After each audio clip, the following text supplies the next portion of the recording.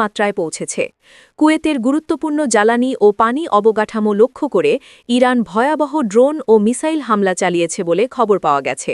Kuwaiti কর্তৃপক্ষের বরাতে জানা যায়, স্থানীয় সময় শুক্রবার দ্বিপ্রহরের ঠিক আগে একটি বিদ্যুৎ ও লোনা পানি শোধনাগার ইরানি হামলার শিকার হয়।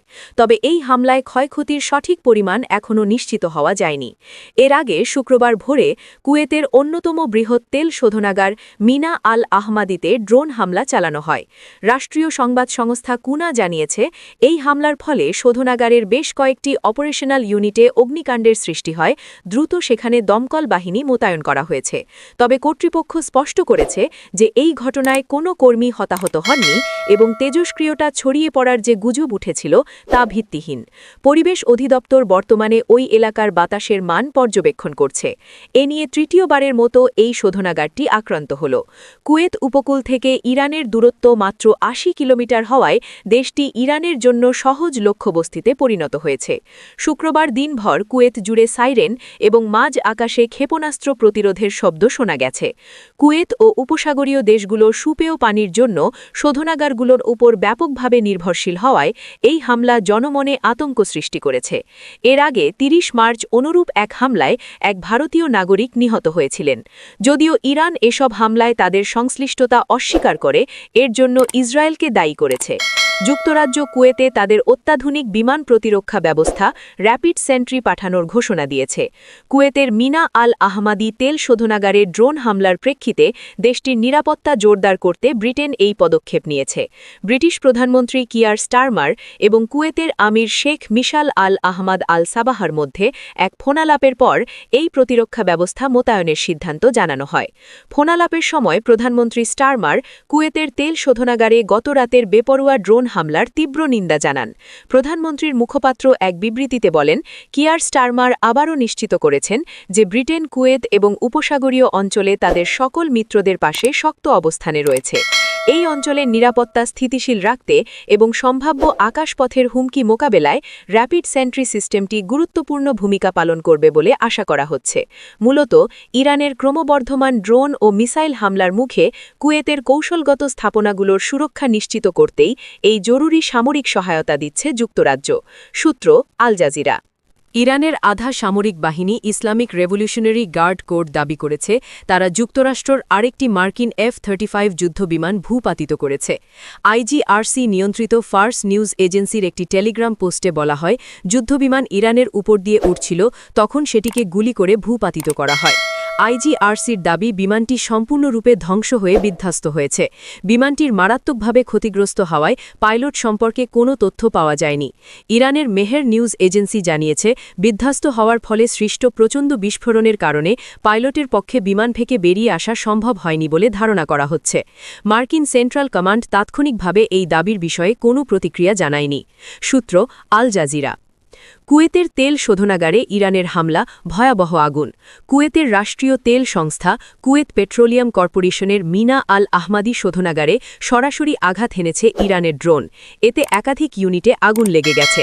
শুক্রবার ৩ এপ্রিল সকালে এই ড্রোন হামলা চালায় ইরান। খবর বিবিসির। প্রতিবেদনে বলা হয়, শুক্রবার সকালে মিনা আল আহমাদি পরিশোধনাগারে ড্রোন দিয়ে হামলা চালানো হয়েছে। এতে সেখানকার একাধিক ইউনিটে আগুন ধরে যায়। উদ্ধারকারীরা সেখানকার আগুন নেভানোর কাজ করছেন। এর আগে যুক্তরাষ্ট্রের একটি অত্যাধুনিক স্টিলথ F-35 যুদ্ধবিমান ভূপাতিত করার দাবি করেছে ইরানের ইসলামিক বিপ্লবী গার্ড। বিমানটি ইরানের মধ্যাঞ্চলের উড়ার সময় টার্গেট করা হয়েছে বলে জানিয়েছে তারা। আজ ইরানি বার্তা সংস্থা ফার্স নিউজ তাদের টেলিগ্রাম অ্যাকাউন্টে এক পোস্টে এ তথ্য জানায়। এতে বলা হয়, যুদ্ধবিমানটি সম্পূর্ণ ধ্বংস ও বিধ্বস্ত হয়েছে।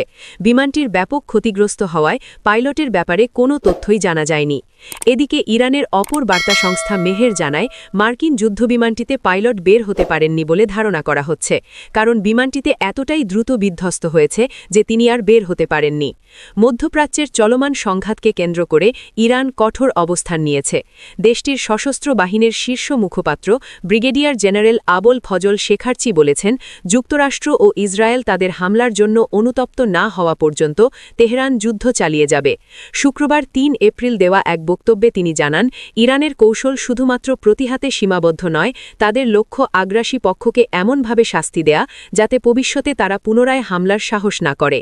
যুদ্ধবিরতির পরে পুনরায় হামলা চালানোর পরিস্থিতি তারা চাইছে না, বরং স্থায়ীভাবে হুমকি নির্মূল করাই প্রধান লক্ষ্য। যুক্তরাষ্ট্র ও ইসরায়েলের যৌথ হামলার পর থেকে ইরান নিয়মিত ক্ষেপণাস্ত্র ও ড্রোন হামলা চালাচ্ছে, যেগুলো ইসরায়েল নিয়ন্ত্রিত এলাকা এবং মার্কিন ঘাঁটিকে লক্ষ্য করছে। ইরান আরও জানিয়েছে, তারা সামরিকভাবে গুরুত্বপূর্ণ হরমুজ প্রণালীর নিয়ন্ত্রণ শক্তিশালী করেছে, যে জলপথ দিয়ে বিশ্বের বড় অংশের তেল ও গ্যাস পরিবহন হয়, যা যুক্তরাষ্ট্র ও তার মিত্রদের জন্য প্রায় বন্ধ হয়ে গেছে।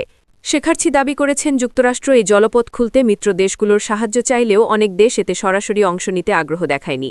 তিনি আরও অভিযোগ করেছেন, মার্কিন প্রেসিডেন্ট ডোনাল্ড ট্রাম্প বিভিন্ন অঞ্চলে উত্তেজনা বাড়াচ্ছেন এবং সম্ভাব্য স্থল অভিযান হুমকি দিচ্ছেন। এর জবাবে ইরান যে কোনো কঠোর প্রতিক্রিয়া দেখাতে প্রস্তুত। মধ্যপ্রাচ্যে চলমান উত্তেজনা ও হরমুজ প্রণালীতে সম্ভাব্য সামরিক হস্তক্ষেপ নিয়ে জাতিসংঘ নিরাপত্তা পরিষদকে কঠোর বার্তা দিয়েছে চীন। বেজিং সতর্ক করে বলেছে, নিরাপত্তা পরিষদ যদি কোনো অননুমোদিত সামরিক অভিযানকে বৈধতা দেয়, তবে তা ওই অঞ্চলে অন্তহীন দুর্দশা বয়ে আনবে। খবর আনাদোলু এজেন্সির। তিনি জানান, যতক্ষণ না যুদ্ধ বন্ধ হচ্ছে ততক্ষণ হরমুজ প্রণালী অস্থিতিশীল থাকবে।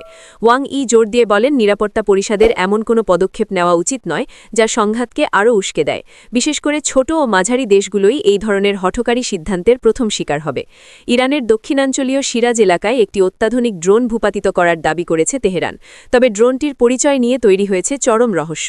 এটি কি যুক্তরাষ্ট্রের তৈরি কোনো ড্রোন নাকি প্রতিবেশী কোনো আরব দেশের, তা নিয়ে শুরু হয়েছে চুলচেরা বিশ্লেষণ। খবর মিডল ইস্টাইর। ইরানের গণমাধ্যম তাসনিম নিউজ এজেন্সি প্রাথমিকভাবে জানিয়েছিল, তাদের সামরিক বাহিনী যুক্তরাষ্ট্রের একটি MQ-9 রিপার ড্রোন ভূপাতিত করেছে। কিন্তু ওপেন সোর্স ইন্টেলিজেন্স বিশ্লেষকরা ধ্বংসাবশেষের ছবি পরীক্ষা করে জানিয়েছেন, এটি আসলে চীনের তৈরি উইংলুং 2 ড্রোন। পরবর্তীতে তেহরান টাইমসও এই তথ্য সমর্থন করেছে। নিরাপত্তা বিশ্লেষক নিকোল গ্রাজিউস্কির মতে, ইরানের কাছে নিজস্ব ড্রোন থাকলেও উইংলুং মডেলের কোনো ড্রোন নেই। অন্যদিকে যুক্তরাষ্ট্র বা ইসরায়েলও চীনা ড্রোন ব্যবহার করে না। তবে মধ্যপ্রাচ্যে সৌদি আরব এবং সংযুক্ত আরব আমিরাতের বিমান বাহিনীতে এই ড্রোনটি অত্যন্ত জনপ্রিয়। ফলে সন্দেহ করা হচ্ছে, প্রতিবেশী কোনো দেশ থেকে এটি ইরানের আকাশসীমায় অনুপ্রবেশ করেছিল কিনা। উল্লেখ্য, গত 28 ফেব্রুয়ারি আমেরিকা ও ইসরায়েলের হামলার পর থেকে ইরান ও আরব দেশগুলোর সম্পর্ক একটি জটিল মোড় নিয়েছে। আমিরাত বর্তমানে ইরানের উপর হার্ড লাইন বা আক্রমণাত্মক অবস্থানে রয়েছে। এমনকি তারা হরমুজ প্রণালীর নিয়ন্ত্রণ নিতে জাতিসংঘে আন্তর্জাতিক বাহিনী মোতায়েনেরও জোর লবিং করছে। অপরদিকে রিয়াদ সরাসরি যুদ্ধে জড়াতে না চাইলেও ট্রাম্প প্রশাসনের চাপে রয়েছে। সম্প্রতি সৌদি আরব আমেরিকাকে তাদের বিমান ঘাঁটি ব্যবহারের সুযোগ দিয়েছে। তবে মার্কিন প্রেসিডেন্ট ডোনাল্ড ট্রাম্পের সাম্প্রতিক কিছু মর্যাদাহানিকর মন্তব্য সৌদি রাজপরিবারকে ক্ষুব্ধ করেছে বলে জানা গেছে। যদি প্রমাণিত হয় যে ড্রোনটি সৌদি বা আমিরাতের ছিল, তবে তা যুদ্ধের দাবানলকে আরও বাড়িয়ে দিতে পারে।